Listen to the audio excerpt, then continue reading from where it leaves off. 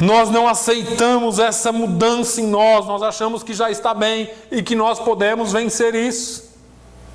E são marcas que ficam em nós, talvez da infância, talvez da criação, talvez da má criação, talvez de alguma coisa que mexeu com a nossa história, com a nossa estrutura, e aquilo nós não conseguimos vencer. Você precisa de ajuda, e só a palavra de Deus pode fazer isso. E eu digo aqui, volto a dizer quantas vezes for preciso, essa palavra aqui é a única que tem poder e pode transformar a sua vida. Só que exige uma ação sua. Porque, com todo respeito, eu volto a dizer mais uma vez aqui, isso aqui é um livro. E com todo respeito que eu tenho pela palavra de Deus, eu posso rasgar, pôr fogo, fazer o que eu quiser, não vai cair um raio do céu na minha cabeça. É só um livro. Quando que ela é a palavra de Deus? Quando você e eu fizermos aquilo que Jesus falou lá em João 15, se vós estiverdes em mim, e as minhas palavras estiverdes em vós, aí ela é palavra de Deus. Não é andar com ela debaixo do braço, não é falar que lê, falar que conhece, não. É praticar, é viver, é colocá-la dentro do seu coração, como Davi falou: escondi a tua palavra no meu coração, para não pecar contra ti. Essa é a palavra de Deus, é essa que transforma, não é o livro. É a palavra dele que entra em nós. E quando ela toca em você, e você fala assim, está doendo. Se está doendo, graças a Deus, você ainda está vivo, e o pai corrige o filho que ama. Se você já tivesse morto, você não sentia nada. Mas como você está vivo, dói um pouquinho. Mas é bom que doa. Remédio bom tem que arder, irmãos. Lembra dessa história? Lembra do mertiolate, que você passava, aquele vermelhão passava assim, mas ardia, que eu corria daquilo lá que nem... Mas nós precisamos lidar com isso. Nós precisamos lidar com os nossos déficits espirituais. Eu queria ser melhor, pastor. Eu também. Confesso para os irmãos que hoje eu vim para a igreja chorando, dizendo: Senhor, eu preciso ser melhor. Eu preciso que o Senhor trabalhe mais em mim. Eu quero viver mais na Tua presença, Senhor. Eu fiquei feliz porque quando eu cheguei aqui o sentimento era o mesmo. Nós estávamos em 5 pessoas orando aqui atrás e o Espírito Santo de Deus estava passeando entre nós. Porque o sentimento era esse: Senhor, nós queremos mais de Ti. Nós precisamos mais de Ti. Eu não posso por mim mesmo. Eu sou falho, eu queria fazer tanta coisa. Eu queria estar em tantos lugares, eu queria alcançar tantas pessoas, eu queria orar e ver Jesus curar, eu queria orar e ver Jesus salvar mais, ou pregar e ver Jesus salvar mais, mas não é pela minha força. É pelo Espírito Santo de Deus, é Ele quem faz a obra. E às vezes nós queremos impor a obra de Deus, nós queremos fazer a obra de Deus à força. Não, Deus vai agir no tempo e do jeito dele, mas nós precisamos encarar os nossos defeitos. A culpa, a vergonha, a autoaversão, associados com as múltiplas falhas espirituais que nós temos, levam muitos de nós para esse mundinho secreto de desespero e escravidão contínua, porque nós não queremos expor aquilo que está errado em nós. Somos dilacerados, quebrados todos os dias pela pressão de saber como deveria ser as nossas vidas e como ela realmente é. Quando nós colocamos o preto no branco, já ouviram falar essa expressão, como colocamos tudo a pratos limpos. Tinha que ser assim, mas infelizmente é assim. E agora? E aí você vive naquela pressão enorme. Senhor, tinha que ser assim, mas não é. A boa notícia, que a despeito de Satanás querer controlar as nossas vidas, Deus quer controlar as nossas vidas. E Ele tem que estar no controle das nossas vidas. Ele nos criou de forma que funcionemos, de forma que trabalhemos melhor.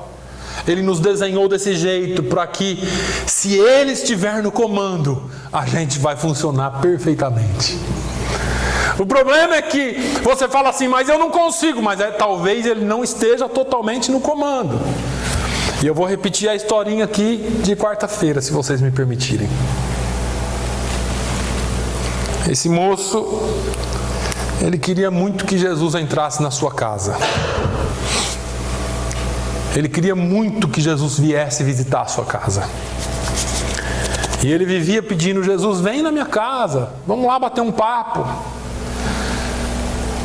E Jesus um dia vem na casa dele e bateu na porta. E ele abriu a porta e viu Jesus. Sabe quando você leva aquele susto que você abre e não era bem quem você estava esperando? Ele abriu a porta e fechou de novo e falou, meu Deus do céu, é Jesus, e agora? Abriu de novo, falou, Jesus, espera só um pouquinho, já vai entrar. Fechou a porta de novo, correu, amontoou todo aquele lixo que estava na sala, roupa jogada, sapato, meia, foi pegando, jogando atrás do sofá, enfiando debaixo do tapete, corre daqui, corre dali, foi na cozinha, não vai dar para arrumar esse negócio, deu mais ou menos uma catada, tinha umas coisas erradas ali, umas coisinhas mais erradas aqui, escondeu mais ou menos, mas não tinha como arrumar em 2 minutos. Voltou correndo, olhou para a sala e falou, bom, a sala pelo menos está bem, ele fica aqui, está tudo certo. Abriu a porta, Jesus, que bom que o Senhor veio. Sabe aquela nossa hipocrisia? Que bom que o Senhor veio, Jesus, estava esperando o Senhor. Entra aqui. Jesus entrou sorridente, ele fechou a porta. Senta, Jesus, fica à vontade. Jesus sentou no sofá e ele, sem jeito, né? Aquela conversa sem assunto, né? Então, e aí, tudo bem? Tudo bem. E tá ali, começou a conversa, bateram na porta de novo, só que agora bateram um pouco mais forte, não parecia mão, parecia pé, parecia chute. E ele foi na porta, na hora que ele abriu a portinha era o diabo, era Satanás. E ele empurrou, mas o diabo fez força e aquela briga, e ele suando, 5 minutos lutando, ele conseguiu bater a porta e fechou, e Jesus está sentado sorrindo para ele. Ele veio, olhou para Jesus e falou, não acredito nisso. O senhor não viu quem era? Eu vi. Era o diabo. Eu sei. E o senhor não levantou para me ajudar? Não deu. Tá bom. Vamos conversar, vai. Passou. Que susto, hein? E volta a conversar. E chutam a porta de novo. Ele vai lá de novo, é Satanás. E aquela briga de novo. E Jesus sentado lá. Jesus não fez nada. E ele brigou com Satanás, fechou a porta de novo e voltou. Agora ele ficou indignado com Jesus. Eu não acredito, Jesus. O Senhor é o Salvador, o Senhor é todo poderoso, o Senhor pode, o Senhor faz. E não me ajuda nessa hora, nessa luta com Satanás. Ele falou, filho, para. Você quer a minha ajuda? Quero. Eu preciso arrumar algumas coisas dentro da sua casa. Você me deixou vir na sala, mas não me levou para conhecer toda a sua casa. Jesus, não dá. Como não dá? Porque está tudo bagunçado, tem uma sujeira, tem coisa errada dentro da minha casa. Se você me levar, eu posso dar um jeito nisso. Jesus, pelo amor de Deus, me perdoa esse monte de coisa aqui. Eu queria receber o Senhor com a casa limpa, mas calma, filho, posso ver o banheiro? Ai, Jesus, que vergonha, pode. E Jesus foi lá, pegou aquele spray de Lysol, não estou fazendo propaganda para Lysol. Passou na banheira, limpou aquele lodo todo, aquela sujeira toda. Lavou aquele vaso sanitário que estava todo sujo. Limpou o chão, limpou as paredes, brilhando. Vamos no quarto. Ai, Jesus, o quarto não. Faz 3 meses que eu nem dobro a coberta. Aquilo deve estar cheirando mofo. Vamos lá, rapaz. Entra no quarto e limpa todo o quarto. Está brilhante. E você traz o saco de lixo, que eu vou jogando o lixo fora. Tá bom. E o moço arrastando o lixo e ele jogando coisa fora. Vai na cozinha, limpa tudo. Vai nos cômodos da casa, limpa tudo. E joga, tira aquele monte de saco de lixo, joga fora. E a casa agora está toda limpa por Jesus. Agora Jesus volta para a sala, que também está limpa já. Senta de novo no sofá e volta a bater um papo com ele alegre. Jesus não falou nada, olha, está sujo isso aqui, tá vendo? Não, Jesus só foi limpando. E agora ele começa a conversar com Jesus e alguém chuta na porta de novo. Ele fala: meu Deus, é Satanás de novo. Agora eu atendo, filho. Agora é comigo.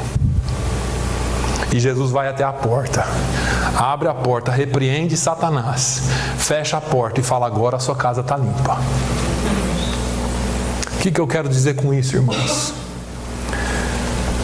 Muitas vezes a nossa casa não está limpa. Muitas vezes nós queremos limpar primeiro para depois deixar Jesus entrar.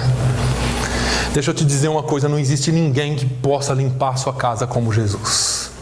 Não existe ninguém que possa limpar a sua vida como Jesus. Satanás, ele quer a brecha da sujeira na sua vida para dizer: está sujo. Jesus não precisa disso. Ele quer entrar na sua vida, não vai apontar os seus erros, mas ele vai limpar de um por um, e quando você menos perceber, o trabalhar dele está pronto na sua vida. O fato é que nós temos vergonha e medo de expor até para ele. E quando eu falo isso, eu falei alguns domingos atrás sobre prestação de contas, sobre ter alguém que você possa conversar, alguém que adquiriu o direito de falar com você sobre o seu erro, mas não tem nada e ninguém como Jesus com quem você possa falar. Porque às vezes você fala assim: mas Jesus já sabe de tudo. Mas Ele quer ouvir de você. Ele quer que você abra a sua vida para Ele. E eu me lembro, eu já citei isso aqui, um testemunho na minha vida. Uma vez eu estava passando por uma dificuldade no início da minha caminhada cristã, tribulação, tristeza, angústia, vontade de desistir de tudo. E eu estava lá no Rio de Janeiro, dentro de um quarto sozinho, conversando com uma pessoa. E eu falei assim: eu não tenho vontade de orar. Eu não tenho vontade de ler a Bíblia. A minha vida espiritual está destruída. E essa pessoa falou para mim assim: você já falou isso para Jesus? Porque às vezes nós achamos que nós não podemos ir até Jesus para falar isso para Ele. E eu falei: não, nunca falei isso para Jesus. Essa pessoa falou assim: então agora você fala isso para Ele. Mas como? Só fala, Ele é seu amigo. E eu comecei a abrir minha boca e falei assim: Jesus, eu não tenho mais vontade de falar com o Senhor. Eu não tenho mais vontade de orar, eu não tenho mais vontade de ler a Bíblia, eu não tenho mais vontade de fazer nada. E conforme eu fui falando, Jesus foi me curando. E eu passei ali um bom tempo ajoelhado falando com Deus. Algo que eu não conseguia fazer há muito tempo. Sabe por que você não consegue ir adiante? Porque você não tem sido sincero com Deus. Porque você não tem aberto o seu coração para Deus, para falar de coisas que você tem vergonha que o seu vizinho saiba. Ele não precisa. Ele precisa só que você abra o coração. E Ele trabalha e limpa a sua vida. O nosso medo de que Jesus vai nos expor é mentira de Satanás. Jesus não precisa expor você. Jesus quer simplesmente arrancar da sua vida aquilo que tem te atrapalhado, aquilo que tem te deixado e feito sofrer. E Ele quer mudar você. Ele quer moldar você à forma dEle, para que nós experimentemos essa liberdade espiritual verdadeira. Nós precisamos dar total controle das nossas vidas a Jesus Cristo. E então seremos livres completamente. O poder controlador do cativeiro espiritual é terrível. Para darmos a Jesus o controle completo das nossas vidas, precisamos nos livrar dessa escravidão espiritual. Mas você pode perguntar: por que é tão difícil nos livrarmos dessas cadeias quando elas estão enraizadas em nós? Porque a pior coisa, irmãos, é que as raízes são profundas. As raízes vão lá dentro. E aqui vai mais uma vez a definição da escravidão espiritual. A escravidão espiritual é qualquer pensamento, atitude, comportamento, hábito, característica pessoal, substância ou relacionamento que controla ou exerce controle sobre a vida de uma pessoa. Qualquer uma dessas coisas que esteja controlando a sua vida precisa ser mudado, precisa ser tirado, porque elas estão profundamente, ou elas são profundamente enraizadas em nós, mais do que imaginamos. Escravidões, cativeiros espirituais geralmente não se desenvolve do dia para a noite. E esse é um engano que muita gente pensa. Você demora anos, parte da sua vida quase inteira para estar enraizado nesse cativeiro. Então você também não conseguirá se livrar do dia para a noite. E essa é uma das primeiras coisas que você precisa entender. Vai ser uma luta. Vai ser difícil. Eles são desenvolvidos por muito tempo. Envolvimentos consistentes com certas áreas de pecado. Aquilo é contínuo na sua vida. Aquilo é contínuo na sua vida. E isso nos leva a uma forma de pensamento e vida pecaminosa. E como resultado, nos tornamos escravos desses padrões que desenvolvemos. E aí, eu falei aqui domingo passado, nós começamos a afirmar da seguinte forma: eu sou assim. Eu sou assim. Por isso que eu não mudo. Eu sou assim. Não, você não é assim. Deus não te criou assim. Você assumiu e o diabo colocou na sua cabeça que você é assim. Ah, mas eu faço isso todo dia. Prostitutas se prostituem todos os dias. Drogados se drogam todos os dias. Mas Deus não criou eles assim. E aí nós admitimos essa mentira de Satanás. Abraçamos essa mentira. Não, eu sou assim, eu não vou mudar. E aí parece aquelas histórias religiosas, né? Meu tataravô era espírita, meu pai era espírita, minha avó era espírita, meu bisavô era espírita, eu vou morrer espírita. Fulano era assim, ele é assado, eu vou morrer assim. Não. Jesus veio para quebrar a escravidão espiritual. Jesus veio para dar liberdade às prisões, para colocar solto aqueles que estavam em prisões. Depois, a escravidão espiritual se torna parte da nossa personalidade. É isso que eu estou falando. Ah, eu sou assim. Eu sou assim mesmo, eu falo palavrão mesmo, tudo que eu faço. Meu linguajar é esse, acabou, não vou mudar. Coisas horríveis. Temperamentos indisciplinados. Atitudes pobres. Pensamentos negativos. Meu Deus. Eu oro por pessoas, quando você chega perto e fala alguma coisa, tem gente que é referência por dar más notícias. Tem gente que é referência assim: quer saber o lado ruim de alguma coisa? Pergunte para fulano. É verdade. Você vai falar assim: eu estou querendo abrir um negócio, rapaz, com essa economia aqui não vai dar certo. Ele já fala para você que não vai dar certo. Já fala para você que vai dar errado. Eu estou pensando em fazer tal coisa. Ih, rapaz, isso aí eu tentei e não deu certo. Isso aí é perca de tempo. E nós aceitamos isso como sendo nós. Vida pecaminosa. Pessoas que vivem dia a dia cometendo o mesmo tipo de coisa, assumem aquilo para si. E aí essas coisas prejudicam, tiram a beleza do nosso caráter e diminuem a nossa efetividade espiritual. Como assim? Você é uma boa pessoa, você é um bom pai de família, uma boa mãe de família, você é tudo de bom, mas por causa daquela área na sua vida existe uma lacuna. E você não consegue ser efetivo ou ser efetivamente uma testemunha de Jesus por causa daquela área na sua vida. Eu queria mudar, mas por causa disso aqui é difícil. Eu queria fazer, mas por causa disso aqui é difícil. Ou então as pessoas olham para você e falam assim: porque eu vou te falar uma coisa, irmãos, o diabo é sujo. Ele olha só aquilo que não presta em você, ou aquilo que você acha que não presta, e ele ataca aquela área ali.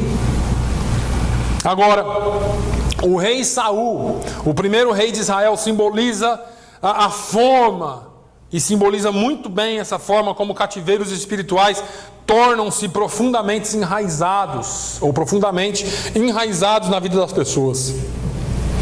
Quando Saul se tornou rei, ele tinha todo o potencial para ser um grande líder em Israel.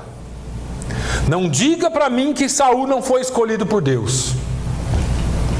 Apesar do povo ter deixado Deus, apesar do povo ter pedido para Samuel um líder, e Deus não era conivente com essa história e não gostou dessa história, Saul foi escolhido por Deus, porque quando o povo decidiu ter um rei, Deus fala com Samuel e fala assim, tal e tal hora alguém vai bater na sua porta, e este é o homem que eu escolhi para governar o meu povo. Deus escolheu Saul. Deus chamou Saul para ser rei de Israel. Ele tinha tudo para ser o grande líder, mas infelizmente, com o passar do tempo, ele iniciou um padrão, olha só, padrão de desobediência. Eu estou falando aqui de algo constante. E isso lhe custou muito caro. O seu padrão de rebelião, em última análise, capturou e corrompeu o seu caráter. Veja o que 1 Samuel 15, 23 fala. Porque a rebelião é como o pecado de feitiçaria, e o porfiar, ou discutir, ou brigar, ou lutar, é como iniquidade e idolatria. Porquanto tu rejeitaste a palavra do Senhor, Ele também te rejeitou a ti, para que não sejas rei. Isso é muito complicado. Eu não quero usar o Antigo Testamento como referência para o que eu vou falar aqui, mas deixa eu te dizer uma coisa, é perigoso demais. Porque às vezes Deus fica batendo numa área da sua vida, tentando mudar, e você vai e chega no momento que você adota um padrão de rebelião, que você não aceita nada da palavra de Deus. E isso é pecado e grave para com Deus. Você sabe por quê? Porque, irmãos, a pior coisa que o ser humano pode fazer é não aceitar a palavra de Deus. Entenda bem, irmãos. É diferente de eu vir e te dar um conselho. Você pode falar, o pastor está errado. Eu posso estar errado. Agora, Deus te deixa a palavra dele e você fala que a palavra dele está errada. Não, pastor, não estou falando que está errado, mas você está fazendo contra. E se você está fazendo contra, isso é rebelião, é desobediência. E se isso se torna um padrão na sua vida, daqui a pouco vão ter outras partes erradas também na Bíblia. E porque outras partes vão ficando erradas, vai chegar um momento que você vai se convencer de que isso aqui tem coisas boas, mas não é a palavra de Deus. E é isso aí que aconteceu com o humanismo. Foi isso que aconteceu com os ateus. Foi isso que aconteceu com os agnósticos. Eles gostam do Salmo 91 e do 23. Que afinal de contas é tudo de bom para nós, né? Pergunta se eles gostam do Salmo 119, que só fala da palavra de Deus. Pergunta se eles gostam de Romanos 8 e 1, a segunda parte do versículo, que não andam segundo a carne, mas segundo o Espírito. Eles não gostam porque isso é muito extremo para nós. Não, nós somos lights. Veja que esse declínio espiritual não ocorre de um dia para o outro, e assim aconteceu com Saul. Foi o resultado de uma descida lenta e constante. Rebelião e orgulho se enraizaram profundamente nele. Por causa da sua escravidão ao pecado, ele perdeu a maior oportunidade da sua vida. Porque Deus tinha chamado ele para ser rei. Mas Deus teve que tirar o reino dele e colocar sobre Davi. Essas escravidões são espiritualmente e negativamente reforçadas em nós dia após dia. Eles são difíceis e resistentes à mudança, porque o inimigo reforça essas escravidões todos os dias continuamente. Veja que são tantas coisas que podem acontecer na nossa vida que nos enraiza. Um pensamento negativo, uma raiva não resolvida, uma ira não resolvida, uma tristeza não resolvida, uma decepção não resolvida. Precisamos resolver os nossos problemas. Efésios 4, 26 e 27 diz: irai-vos e não pequeis. Não se põe o sol sobre a sua ira, ou a vossa ira. Não deis lugar ao diabo. É interessante essa parte do versículo 27, que fala não deis lugar ao diabo. Por quê? Porque se ficar mal resolvido, ele vai entrar. E ele entra com pensamento. Você viu o que ele te fez? Você viu o que ela te fez? Ah, rapaz, eu não aguentava isso não. Se fosse. E aí começa, aquilo daqui desce para cá e vai fervendo. Por isso que acontecem as loucuras. Homicídio não começa num dedo, num tiro. Homicídio começa aqui, desce para cá, e aí maquina, e aí vai e comete. As maldades não começam de um minuto para o outro. Mas se você resolver a sua ira, o seu problema rapidamente, você não deixa ou não dá tempo para Satanás fortificar aquilo em você.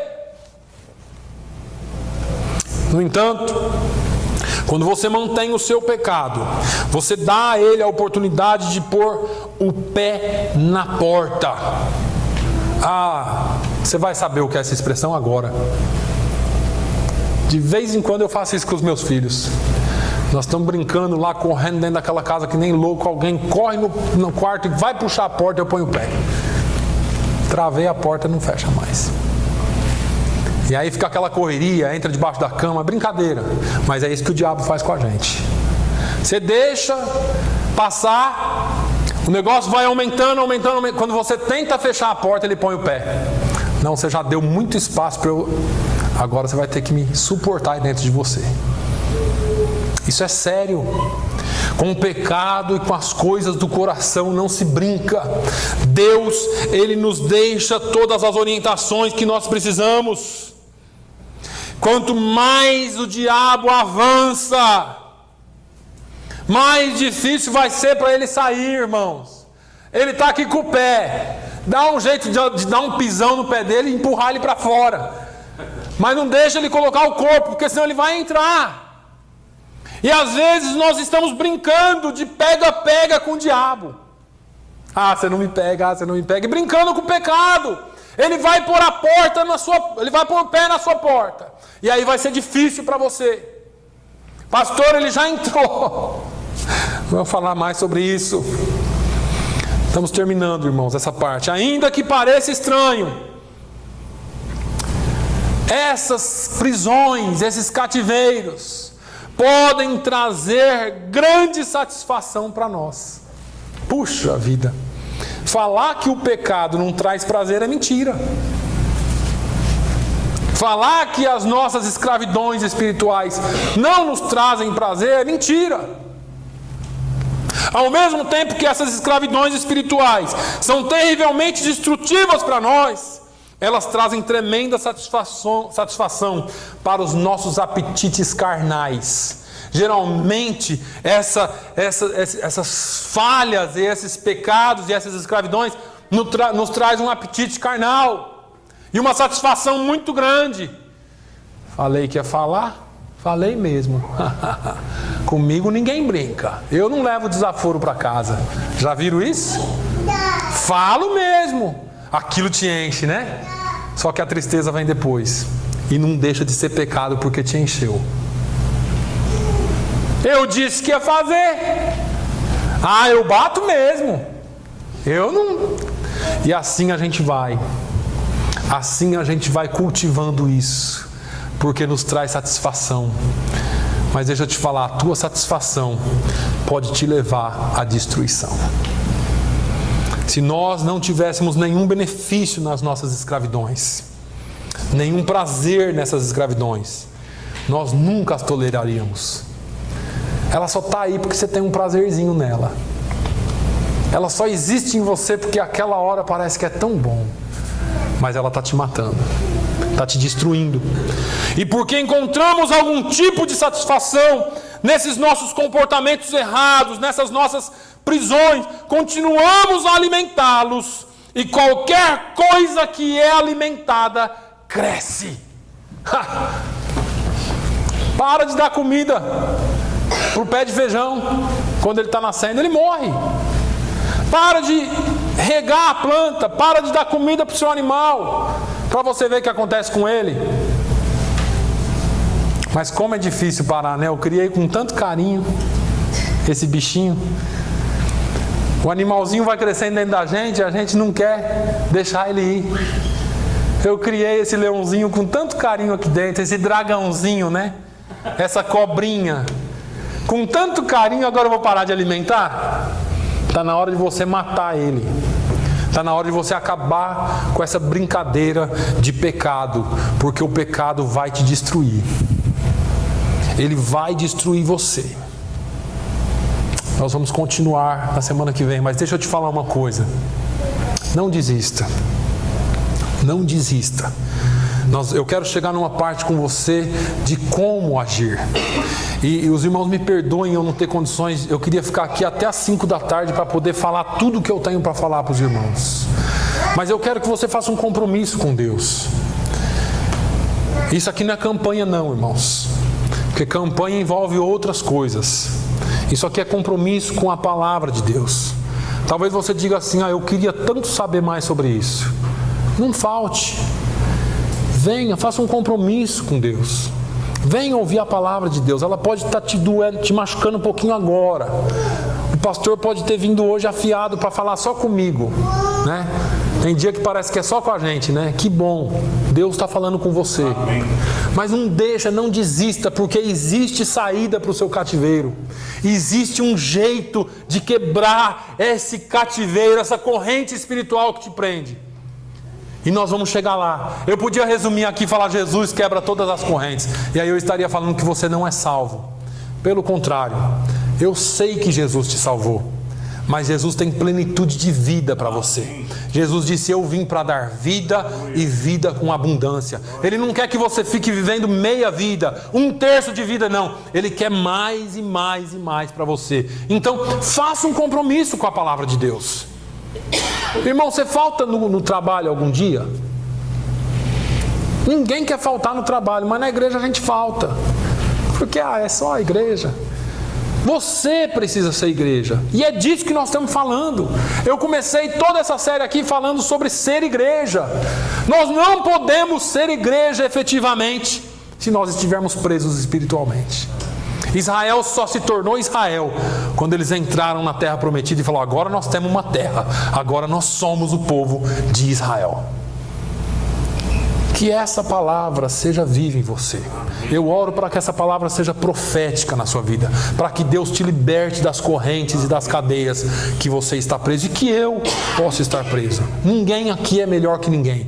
A palavra ela é para todos nós. Ela corta o pau que é para João, é para Antônio, um negócio desse assim, né? O pau que é para Chico é para Francisco também. Aqui a palavra atinge a todos.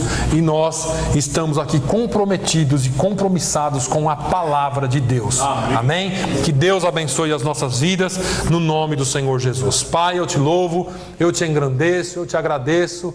Senhor, nós só temos a Ti agradecer, ó Deus, por tudo quanto o Senhor é, por tudo quanto o Senhor faz, por tudo quanto o Senhor tem derramado sobre as nossas vidas. Muito obrigado, Jesus, pelo dia de hoje. Obrigado, Senhor, por cada vida que aqui chegou. Ó Senhor, que a Tua palavra faça morada nos corações. Que a Tua palavra faça não só morada, mas que transforme vidas.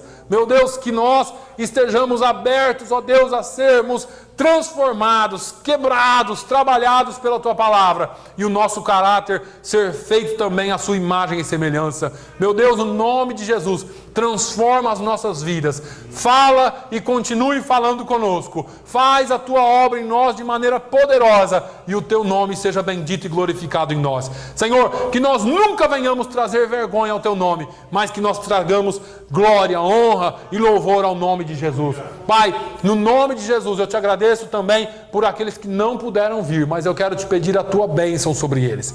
Eu quero pedir a Tua bênção sobre a vida deles. Alcance-os onde estiver. Alcance a minha esposa, alcance os meus filhos, alcance o irmão Antônio, a irmã Dina. Oh, meu Deus, alcance, Senhor, a Cindy, os seus filhos, o Rui. Alcance, Senhor, a irmã Délia, o irmão Alberto, a Suzana, o Rui, as crianças, a Fabiana, a Liliana. Alcance o Teu povo, Senhor, que eles tenham tenham um compromisso com a tua casa, o compromisso com a tua palavra, e que eles sejam sal e luz nessa terra, no nome de Jesus. Pai, nós te louvamos, nós te engrandecemos e damos graças a ti, Jesus, por tudo que és e que tem feito em nós. Que o amor de Deus, a graça do nosso Senhor e Salvador Jesus Cristo, a comunhão e a consolação do Espírito Santo seja sobre todo o povo de Deus, hoje e sempre. Todos digam amém. Glória a Deus. Irmãos, eu não tirei oferta.